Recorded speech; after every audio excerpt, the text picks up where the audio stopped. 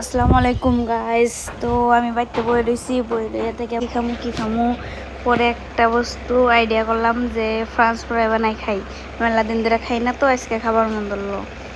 পরে করলাম তেলে বানাই, চলো না আমিও বানাই আর না কোনো কেউ শেয়ার করি। তারপরে হইলো কাটলাম, কাটা শেষ দেখুন কেমনে সাইজ করে কাটছি। তো আমার ব্যাগটি কাটা শেষ হইলো, এখন ধুইতেছি। ধুয়ে তার পাশে ভালো করে কষলা মশলা দিয়ে পরে নুন দিলাম। নুন দিয়ে 5 মিনিটের জন্য রেখে দেবো। ভালো করে মাহাইয়া 5 মিনিটের জন্য রেখে দিলাম। রেখে দিয়ে পরে মধ্যে আমি কড়াইতে সাদা তেল দিলাম, দিয়ে কড়াইয়ের তেলটা গরম করলাম। কইরা হেরে তারপরে আলুটা 5 মিনিট পরে দেখুন অল্প দাগ দাগ হয়ে গেছে, মানে আলুর কষটা বেরিয়ে গেছে। পরে ওই লবণের শুদ্ধে হেরে তার মানে লবণটা একটু ভিতরেও গেল।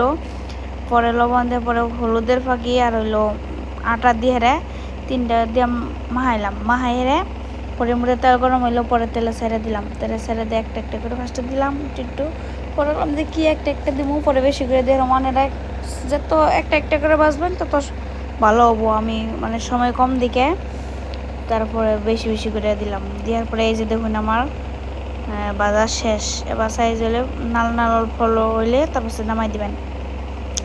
নামাই দিয়ে দেখুন আমার ব্যাগটি বাজার শেষ। কি সুন্দর হয়েছে, খাইতে বড় টেস্টি।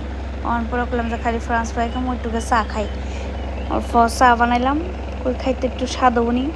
খালি ফ্রান্স ফ্রাই খালি কেমন রাখবো, একটু চা না হয়ে খালি আরও ভালো হবো। পরে চা বানাই হেরে পরে এই যে দেখুন আমার ফ্রান্স ফ্রাই চা, তারপর একটু সস দিয়ে পরে খাইলাম। এই দেখুন কি সুন্দর, হাইরে মজা, একদম পুরো সফট হয়েছে।